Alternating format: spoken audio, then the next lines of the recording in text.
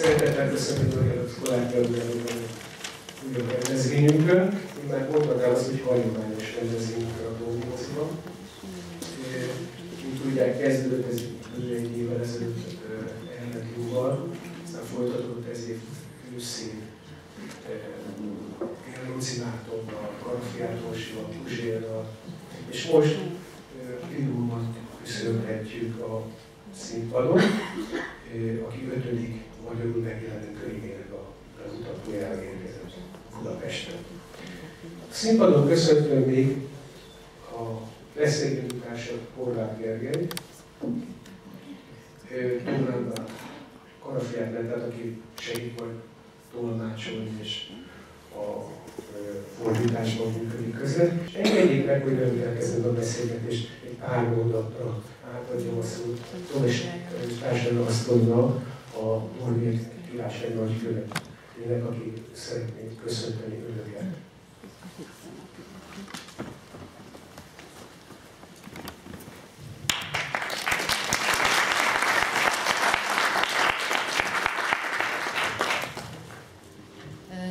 Kjære venner av norsk litteratur, kjære forfatter, kjære forlag, kjære ansatte.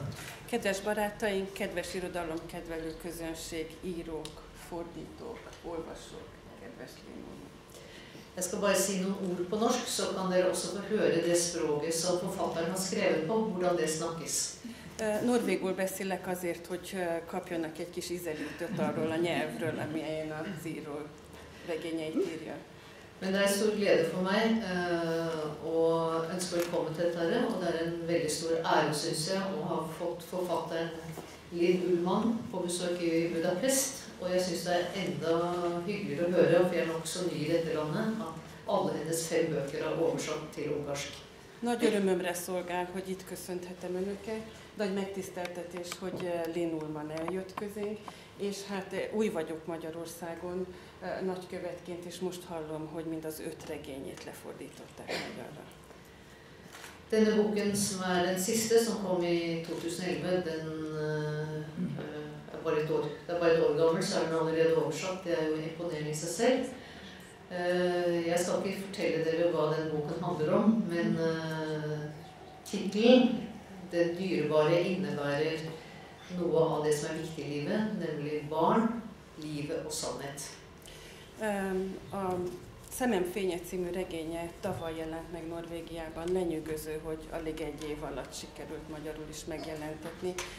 Nem fogom elmesélni, hogy miről szól, nyilván az életben a legfontosabb dolgokról, a gyerekekről, szerelemről, az igazságról. Jeg synes også en veldig morsom kombinasjon at vi har en kveld med norsk moderne litteratur og musikk av unge musikere fra Snettberget-skolen, som har mange unge rommusikere, og det er en skole som Norge også har støttet. És hát egy jó kombinációnak tartom, hogy a kortárs norvég irodalmat fiatal zenészek előadásával sikerül összekapcsolnunk. A Snettberget zenei tehetségiskolát Norvégia nagyon fontosnak tartja és támogatja, hogy a fiatal roma tehetségek fejleszék a zenei tehetségüket. Så dette er litt dobbelt markedsføring av Norge, men da vil jeg bare takke forlaget Scolar for å ha arrangert dette her. Oversetteren, som har sikkert gjort en flott innsats, og selvfølgelig forfatteren selv, som har kommet på besøk, og ønsker dere en hyggelig kveld med dypdykk i det dyrebare. Tehát kettős ünnep ez a mai irodalom és a norvég jelenlét Magyarországon. Köszönet a kiadónak ezért a szép estért, köszönet a fordítónak, hogy itt lehetünk, a szerzőnek és a közönségnek, és hát akkor mélyüljünk el a szemem fényébe. Köszönöm.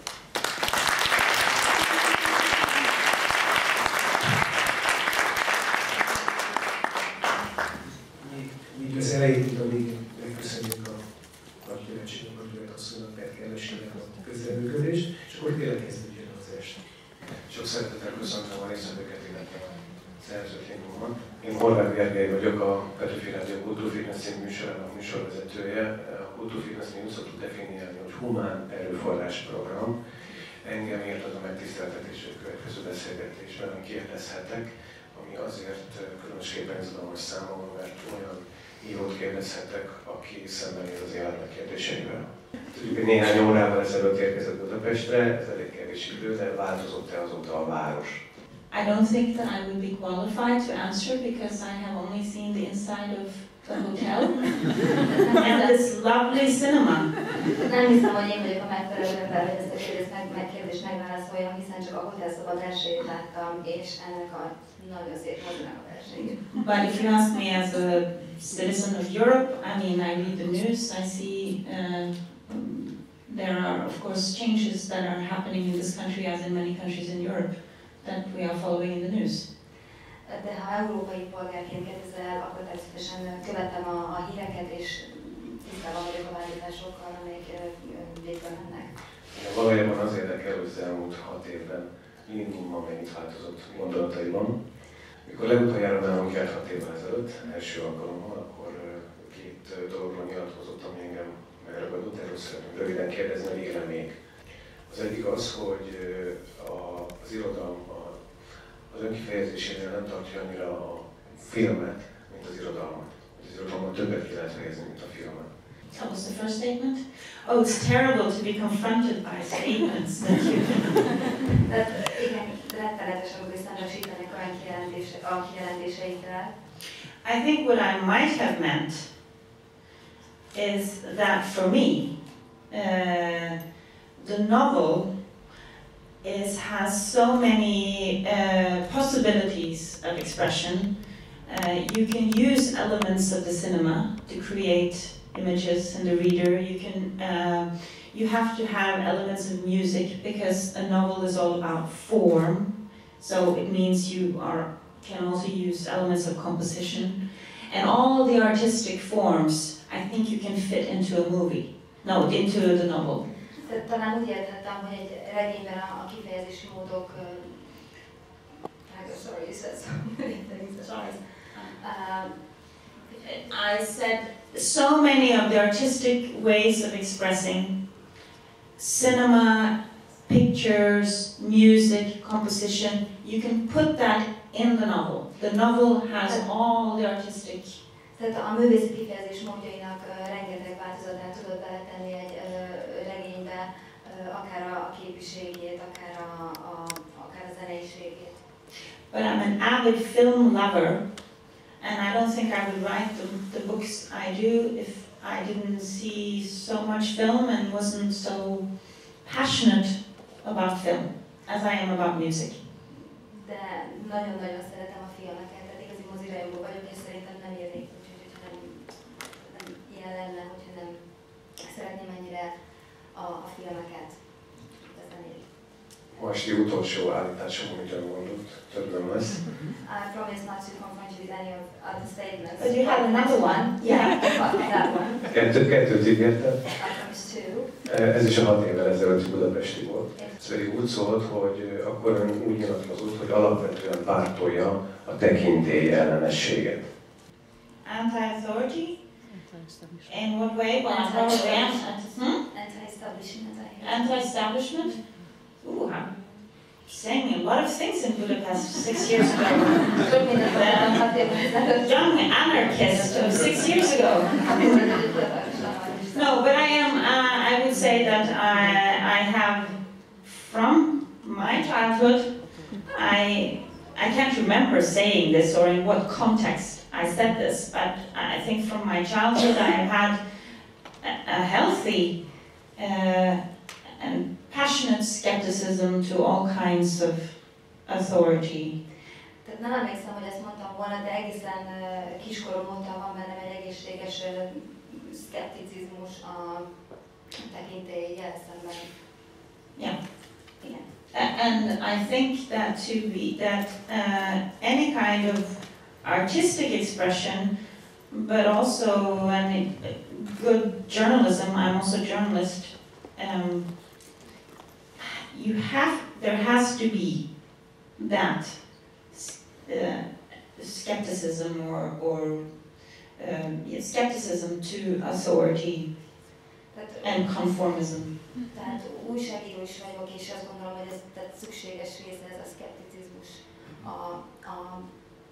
tehát a tekintély és a konformizmus elleni gondolkodásmód. Hadd mutassam be röviden a regény alaphelyzetét, ha megengedi. Alapvetően egy modern, diszfunkcionális családtörténetet olvasunk. 3 generáció a fókuszban. Egykori könyvkereskedő nagymama, az ő 75. születésnapján és az azt köszöntő bulin tulajdonképpen indul a történet. A nagymamával szorosan hozzátartozik egy furcsa barátnő, szintén egyedülálló. A nagymamának van egy lánya, ő Siri, ő az egyik központi szereplő, az ő férje Jon. Siri séf, szakács 2 étterme van, Jon pedig író. Van 2 kislányuk, Liv és Alma. És Alma a nehéz korszakban, nehéz kamasz korszakban él. Amiben a regényben belelépünk, az pedig egy olyan szituáció, hogy a család, aki a nagymamánál nyaral nyáron, első alkalommal egy babysittert vesz magához. És a babysitter eltűnik, és megtalálják a holttestét, a fiatal fiú. Amiért szerettem volna ezt előrevetíteni, hogy a beszélgetésből kitűnjek, hogy kiről beszélünk nagyjából, és hogy miért. Az első kérdésem úgy szólna, hogy jól érzem, hogy igazából nem is a szereplők a főszereplők, hanem egy helyzet. No, I would say that the characters are important because it's a character-driven story, and I think that there are no situations without the characters that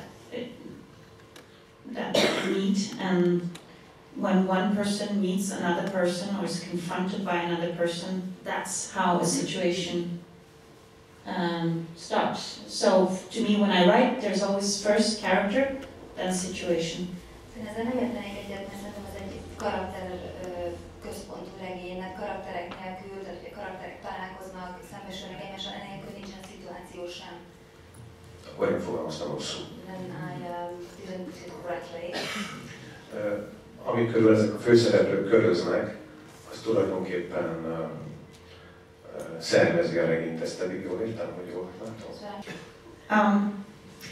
I think we're sort of in the same. I think I understand what you mean.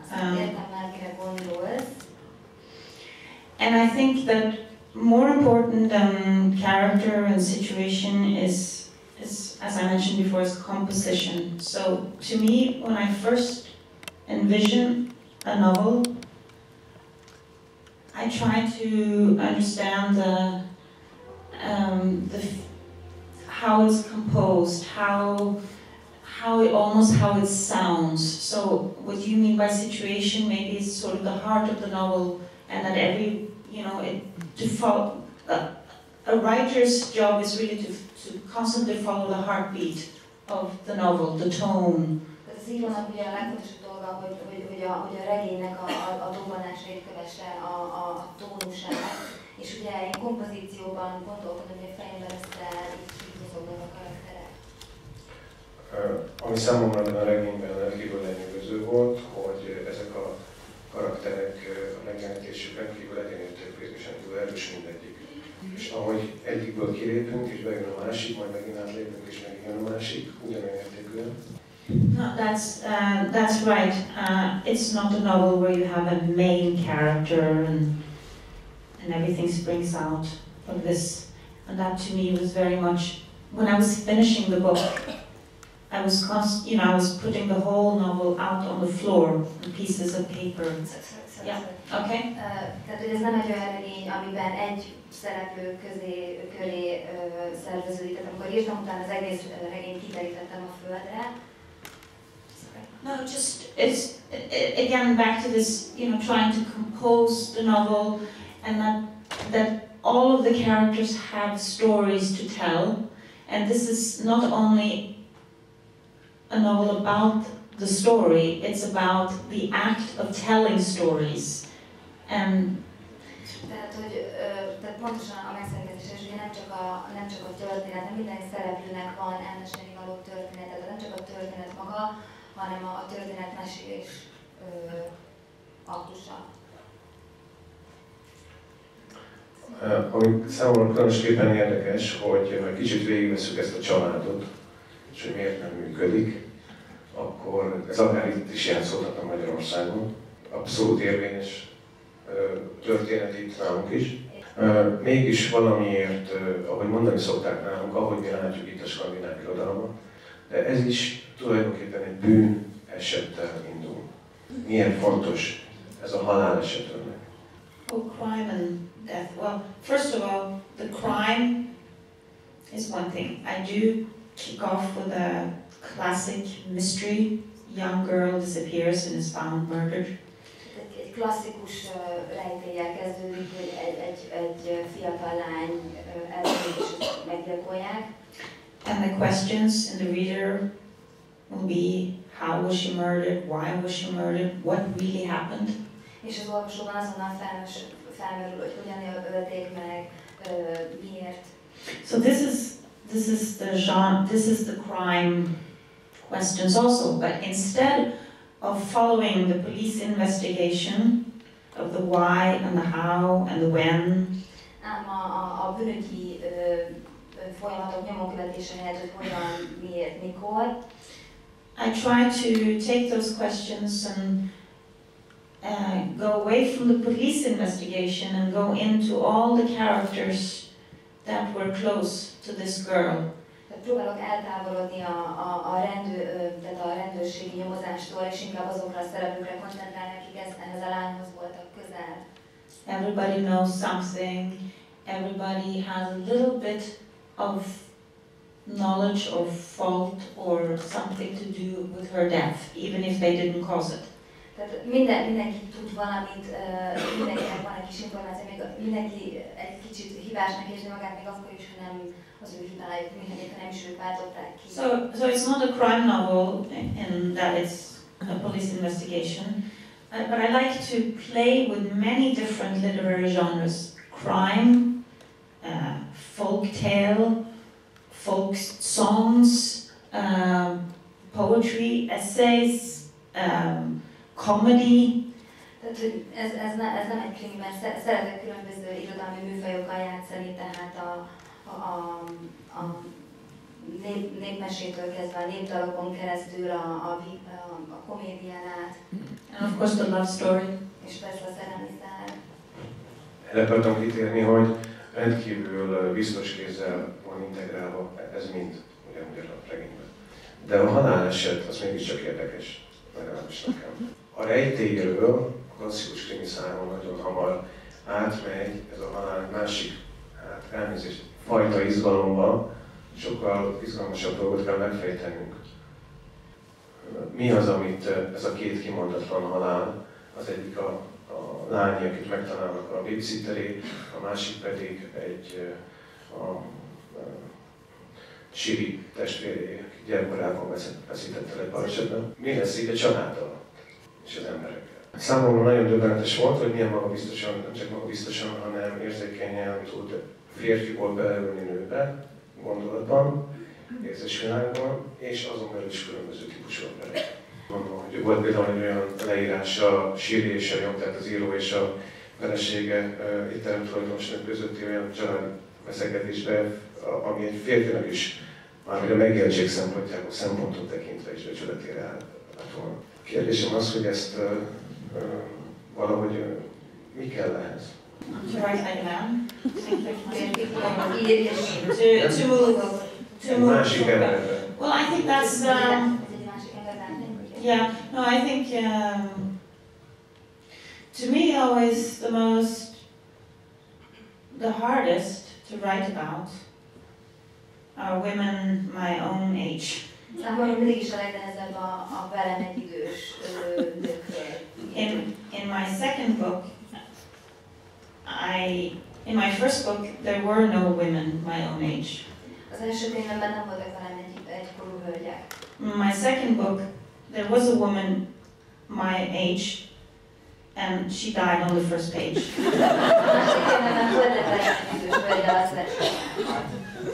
And also the third and the fourth book, I avoid the subject. Here there is a woman who's approximately my age, but actually while writing it I was more interested in the man who's a writer. It's more fun. The grandmother who is the matriarch of the family and who was a drunk and was a very angry woman, but also very sad. And the girl. Okay, I know I'm speaking too much. Well, yeah, so I'm trying to remember, so it's like... Yeah, but I think, yeah. And the girl, 13. You know, literature is all about transcendence. Sorry. Ebben a könyvben van egy idős szereplő, de engem jobban érdekel a férjem, jobb is azt írni, és aztán ott van például a nagymama, aki egy sokkal idősebb, vagy most már a fiatal lány, akiről inkább írok.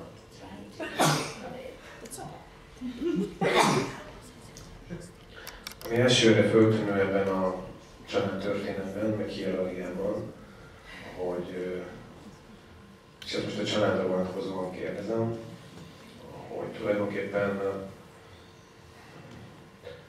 hogy fogalmazom, tehát nincs egy helyén lévő férfi karakter. Are you talking still in the book or in general?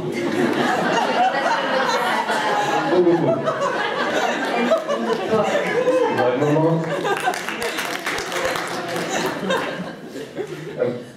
Azért kérdeztem a tekintélyt az elején. Úgy éreztem, hogy én éreztem azt, hogy valaki mondja már meg nekik, hogy mit kéne tenni. És benne van egy család, több generáció halálesetekkel tarkított, súlyosbított élethelyzetben, mert láthatóan tapasztalatom szerint általában semmit sem ott ezek szerint nem nincs aki van egy önsúlya a problémának, de nincs megoldás vele. Ebből a szempontból érzem azt nagyon jellemzőnek egyébként és hitelesnek, hogy nincs egy olyan férfi szereplő, aki a helyén lenne, érzelmileg, morálisan, szellemileg. Well, no, but I think that actually all the adults in the book, the men and the women, are somehow broken. Tehát a regény minden szereplője, legyen férfi vagy nő, megtört szereplő. I don't write about very good people or very bad people, but in this book and in many of my books, people who are broken. It's interesting to go in and look at how they are broken, how did they become broken, is it possible, is atonement possible? Tehát a könyveimben nem jó vagy rossz emberekről írok, hanem általában megtört emberekről, és így illeszkedem beléjük, és hogy lehetséges-e számukra a vezeklés és megváltás. And as you say that you want to speak to the characters, tell them what to do because they keep doing the wrong things. Tehát ahogy mondod, hogy te így megmondanád a szereplőknek, hogy mit csináljanak, hiszen folyamatosan rosszul cselekszenek. And I've even had readers come up to me, especially young women readers, who are angry because the series, the woman in the book, doesn't leave her unfaithful husband, who's being, they say, why doesn't she leave him? I don't like her, and why she should, and gyakran jönnek hozzám fiatal női olvasók, és nem értik Sírnek a reakciót, hogy mondják, hogy miért nem hagyja ott a férjét, amikor hűtlen például.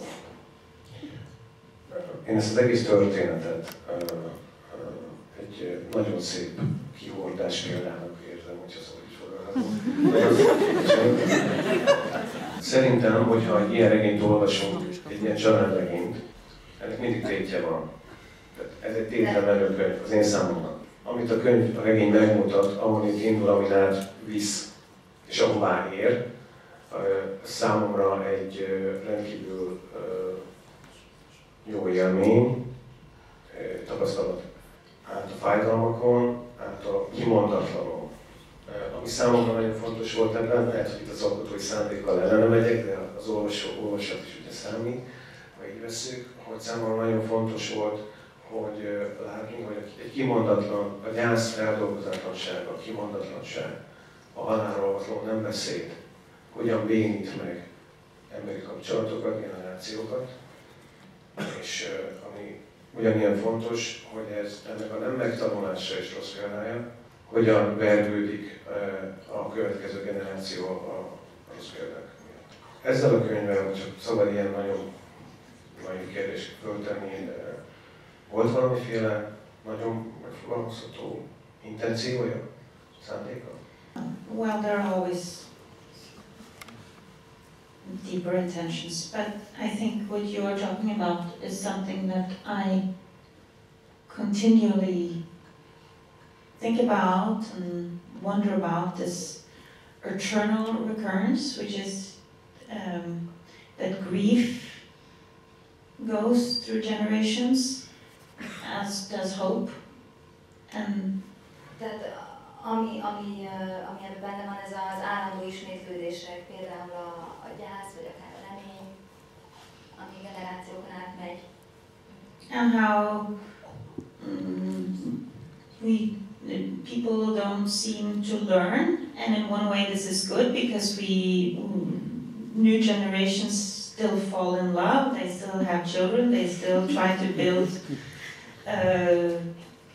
build their lives. Tehát, ami azt mutatja, hogy nem tanulunk, ami egyrészt jó, hiszen az emberek továbbra is szerelembe esnek, és gyermekeket akarnak, és házat építenek. And this is good. És ez jó. But this idea that humanity doesn't really seem to learn that the same mistakes on small levels, same terrible or horrible things can happen from one generation to the next.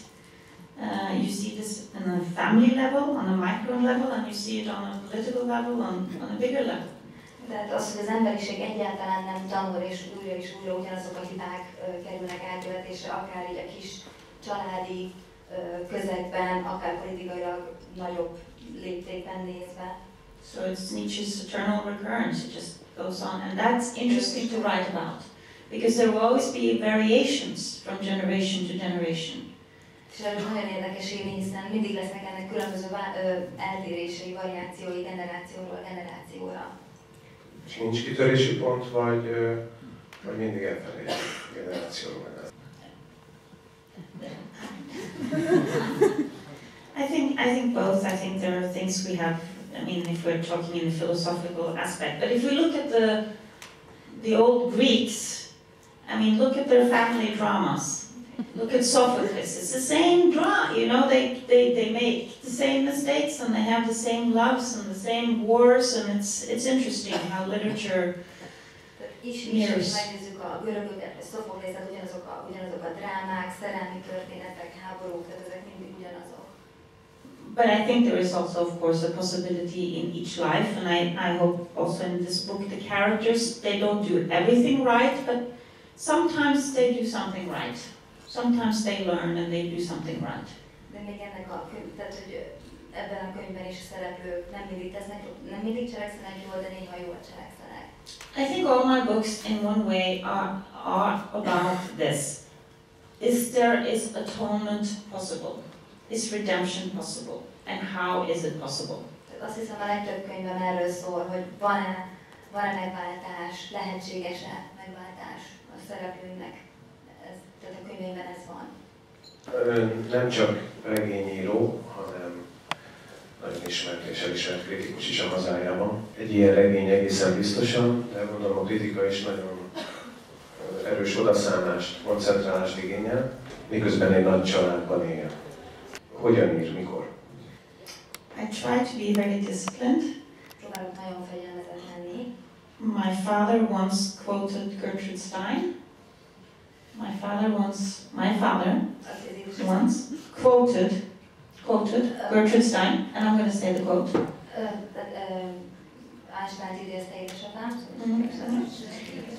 Saying that he said that Gertrude Stein once said to Hemingway, writing is 99% discipline and 1% inspiration. Mindenkinek ezt mondta, hogy az írás 99%-ban fegyelmezettség és 1%-ban inspiráció.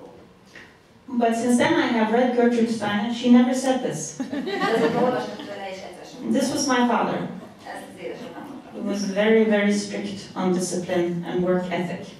Aki nagyon fegyelmezett volt és igen erős munkamorája volt. What Gertrude Stein said, writing is 99% elimination. Gertrude azt mondta, hogy az írás 99% take away, something you take away, edit. Szerkesztés, sorry. And 1% inspiration. És 1% ihlet. So the time is, I mean, I write, I try to get up early, send off children to school, or my daughter to school, and then write. Tehát igyekszem korán felkelni, elküldöm a lányom iskolába és írni. I'm married to a writer as well. I'm married to a writer. Egy íróhoz, tehát íróval vagyok. Író. So we have to both be disciplined. Tehát mindkettőnek fegyelmezetnek kell lenni. Because if we are not, if we, for example, just decide to take a very long walk with the dog or have a very long breakfast, there's no writing. Mert ha nem vagyunk fegyelmezettek, és úgy döntünk, hogy egy szép hosszú sétát teszünk a kutyával, vagy jó hosszan megreggelizünk, akkor nincs írás. Halló. Szóval ezt tudjuk a könyvből is. Nagyon érzékletesen írja le, hogy hogyan kerül egy író alkotói válságba. Ez a fegyelmezettség, amit említett, ez az időbeosztásra vonatkozik egyedül, vagy van más eleme is? You mean I'm all over disciplined and everything? Tehát, hogy minden másban fegyelmezett vagyok. Regarding what writing, so is it only, so like this discipline doesn't only refer to time management or other things too? Well, I'm also disciplined in my writing, if that's what you mean. I'm disciplined in discipline with the use of language, with the use of form. Tehát, hogy az írásban magában is fegyelmezett vagyok, tehát a formában, a nyelvválasztásban is fegyelmezett vagyok. So that's where the second Gertrude Stein, or the real Gertrude Stein quote comes in, because writing is about eliminating. Writing, throwing away. Writing, throwing away. És itt az igazi, hogy az ember ír, kihajtja, ír. But did you mean discipline? If I'm disciplined, if I'm sort of very strict and angry all the time? Szigorú és térges vagyok mindig? Ilyesmire gondolsz a fegyelmezettségben? Miben méri az írásban, ha ír, akkor egy nap, mikor elégedett, a bizonyos mennyiségű szöveget megírt, vagy bizonyos elégedett a szöveggel? Yes, I understand. Most már értem. Ideally, I think every writer has goals for the day. You either say you have, and I've tried everything, you know, you write from 10 to 2, or you have to write 3 pages. Tehát minden írónak megvannak ezek a módszerei, mondjuk, hogy 10-től 2-ig írsz, vagy 3 oldalt írsz. And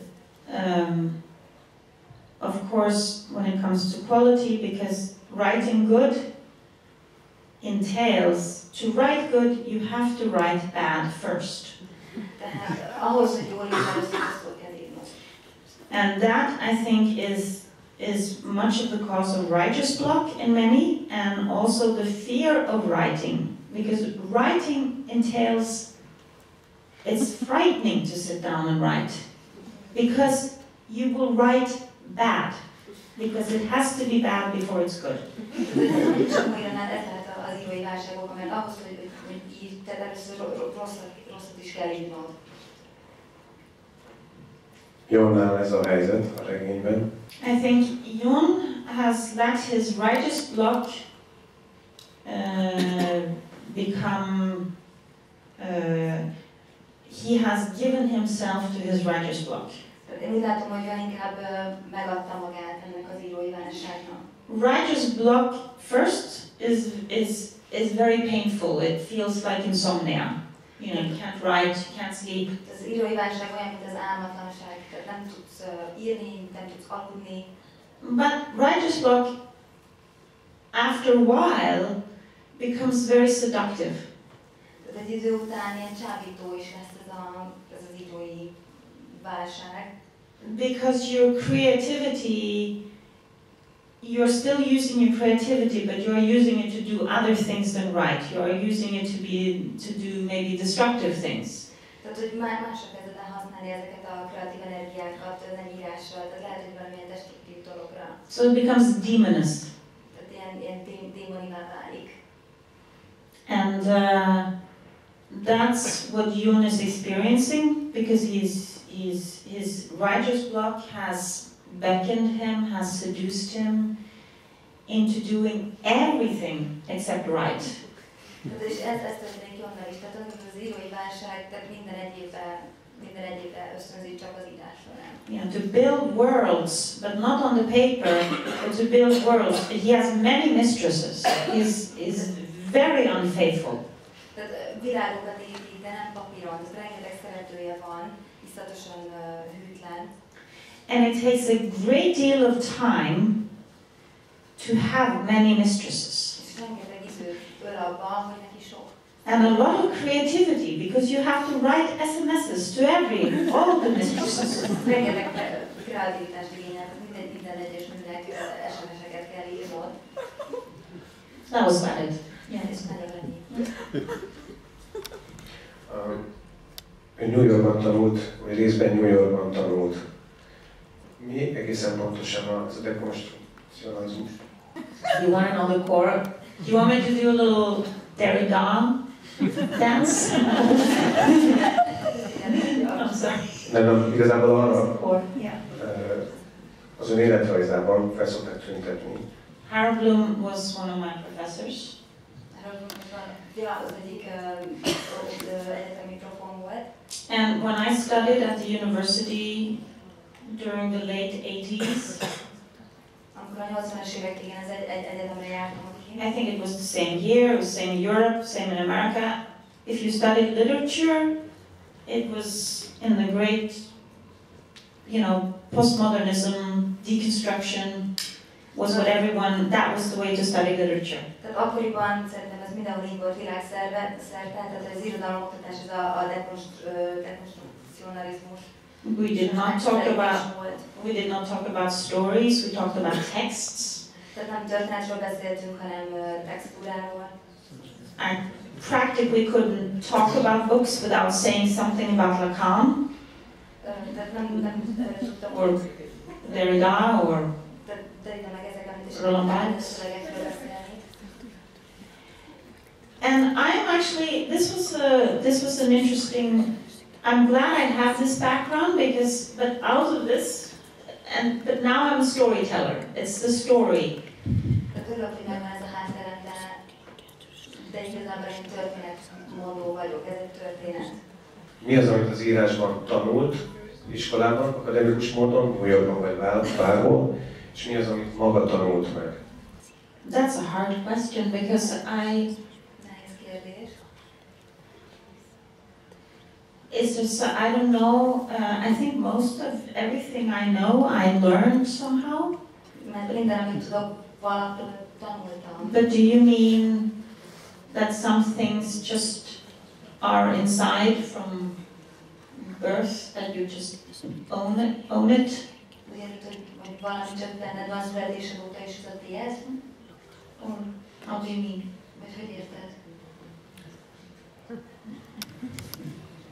Nekem az az érzésem van, hogy itt miközben ez egy nagyon szikár, nagyon fegyelmezett, pontos szöveg, amit mi itt azt szoktuk mondani, hogy valahol a skandináv irodalom egyik jellemzőjének látunk mostanában, közben mégis szerintem nagyon egyéni, saját. I think that as a writer, and I think I'm also a reader, And I think that I don't know what is acquired. I don't know what I carry with me from my own experiences. Író vagyok, olvasó vagyok, nem tudom, hogy mi az, amit tanultam, mi az, ami belőlem fakad. I don't know what is product of being Scandinavian or Norwegian, or what is a product of growing up at a certain time. Nem tudom, hogy az, hogy norvég vagy skandináv vagyok, vagy az, hogy egy bizonyos korszakban nőttem föl. For me, writing, an American writer once said to me just a few months ago. Néhány napra ezelőtt egy amerikai író azt mondta nekem. She said, it's really about giving, writing is all about giving experience form. Tehát, hogy az írás tulajdonképpen az élményeknek egy formát adásról szól. Egy formába öntése. And my books are simply a product of everything that I am, and what I am is who I know and what I've experienced and what I've read and what I've seen in movies and everything. And to write is to give all that experience form. Tehát, hogy a könyvén mindaz, amit láttam, ami körülvesz a fiatalokat, látom, tehát az írás az, hogy az élményeket formába öntött. Az, hogy a férje is író, költő, drámaíró, az mennyiben segítség? Well, it's good to be two writers because we know a little bit about what it is to be a writer. Jó, hogy írók vagyunk, mert van némi elképzelésünk arról, hogy milyen írónak lenni. My husband is a very good reader as well. A férjem nagyon jó olvasó is egyben. So he reads my work. I read his work. Ő elolvassa, amit én írtam, mert én elolvasom, amit ő ír. We try not to be in the same place of, for example, a novel at the same time. You know, meaning both having a deadline in 2 months. Igyekszünk mondjuk nem azonos határidővel dolgozni, mondjuk 2 hónapos határidő. Because a writer with a deadline is not a particularly nice person. And since we have children and we have a dog, one of us has to be a nice person.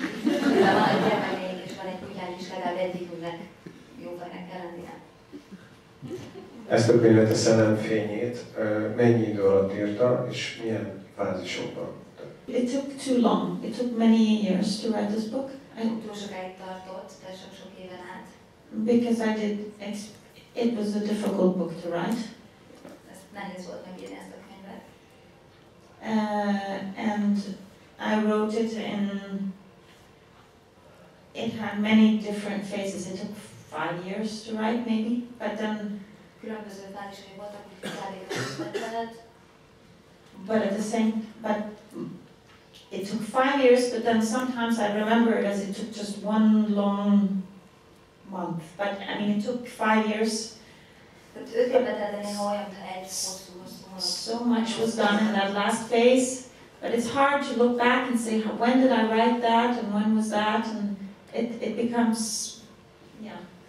Visszanézve azért nehéz, tehát hogyha visszagondolok, akkor nem teljesen tudnám összerakni.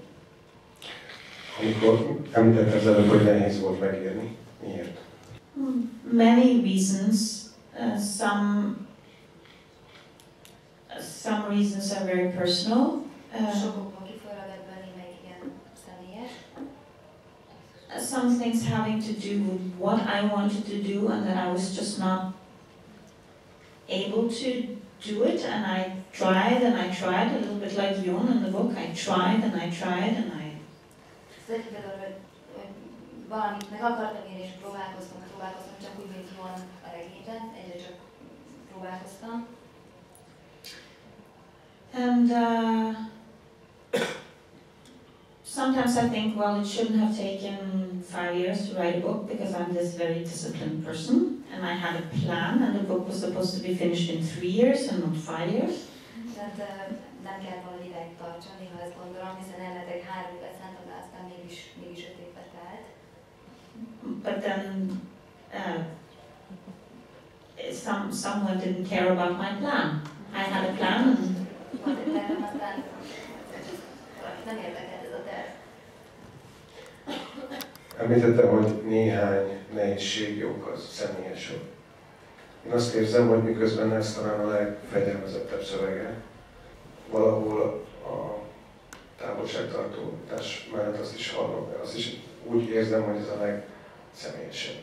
This book is the most personal. Ez a legszemélyesebb könyv.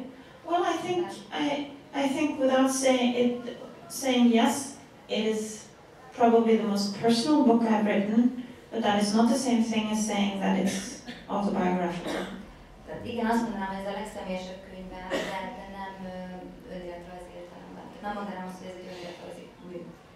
All my books play with elements of autobiography, reality and fiction and fairy tale. Minden könyvben megkeverednek a fikció, az önéletrajzi és a tündérmesei elemek. And I think even if I write a book that looks like an autobiography, És még ha írok is egy könyvet, ami úgy néz ki, mint egy it will be fiction. fikció lesz. Because this is a little bit also this is a little bit what literature is today, blending these borders are very gray, they're not black and white. Tehát ez az, amiről az irodalom szól, tehát különböző keveredések vannak, semmi sem fekete-fehér. Ön gyerekkorában filmezett, 1-2 filmben jelen volt szereplőként, édesem szülei filmjében, és ebben a könyvben is rendkívül pontosan lett egy gyerek fejével és érzéseivel. Hogyan rezonálnak a felnőttek saját szüleik érzelmi problémáira. Igazából arra lennék kíváncsi, hogy mint színész kisgyerekkorában milyen instrukciókat kapott arra, hogy megértse, hogy mondjuk, ha jól emlékszem, az őszi szonátában, vagy a suttogás a kisikolyokban, mi a szerepe, hogyan értse meg a felnőtt világot. Well, my roles in my father's films were small. Nekem kis szerepeim voltak. I think more, and my father, unlike what many think, was very listening, very open, very kind with his actors, also with me, because even though I had a tiny parts. Ez az édesapám nagyon odafigyelt a színészeire, mind meghallgat őket, rám is, hogy egészen kicsit a szerepem volt. But I'm not an actress, I was never an actress, and I think in your question there is what kind of instructions did your parents give you, which is not just in the films, because that's not so interesting, but Tehát én nem vagyok gyerek, lehet, hogy igazából azt kezdett, hogy milyenféle instrukciókat adtak a szüleid, nem csak a filmben. Because I think that especially my father, was extremely open with me from when I was a little girl, for me to understand that all human emotion is interesting and must not be rejected. Tehát amit édesapám próbált mondani már kiskorunkban is, hogy minden emberi érzés érdekes, és nem szabad őket elutasítani. He said, I was very little, he said, all people, he called it a cold eye, kalla ögat. Tehát úgy hívta, hogy mindannyiunkban van egy ilyen hideg szem. And he said, this eye will hear and see everything and register exactly as it is happening. És ezzel a szemmel látsz, és az dolgok pontosan úgy, hogy azok történnek. And this is the instrument that you can use to try to understand what is going on. És ez az eszköz, amit arra használsz, hogy megértsd, ami történik, hogy mi zajlik. Emotions, feelings, they get in the way of this cold eye, this registration, which very clearly says, this is what is going on. Tehát, hogy az érzelmek közbeszaladnak, de ez a hidegszem, ez így segíthet abban, hogy lásd pontosan mit. This was his instruction. Listen, see, this is your way to understanding. És ez volt az ő utasítása, hogy figyeld meg, hallgass és lásd, és így fogod megérteni. És a feldolgozás? Belegondoltam abba, hogy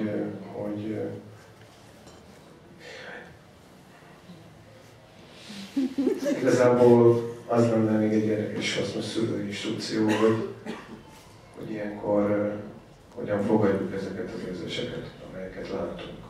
A kérdés az így szól, hogy tulajdonképpen én ezt erősen érzem az ön attitűdjében a könyvet tekintve. Ez lehet, hogy így benne van? I think so. I think especially to write this book requires a kind of,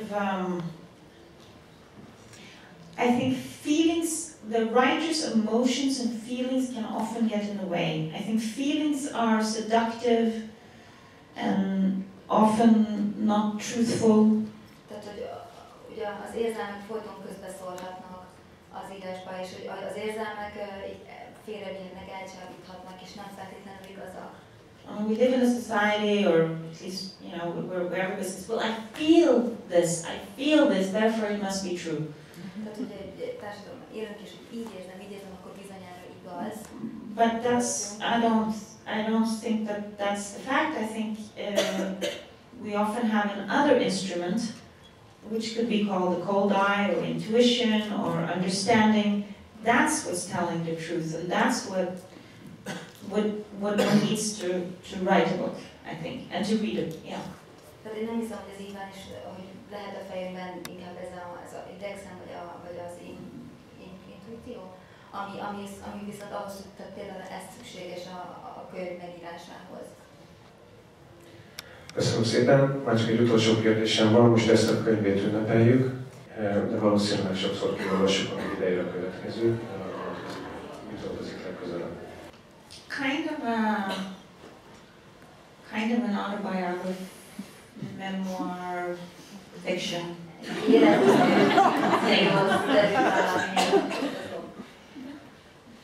And Gertrude Stein said, the stories you tell, you never write.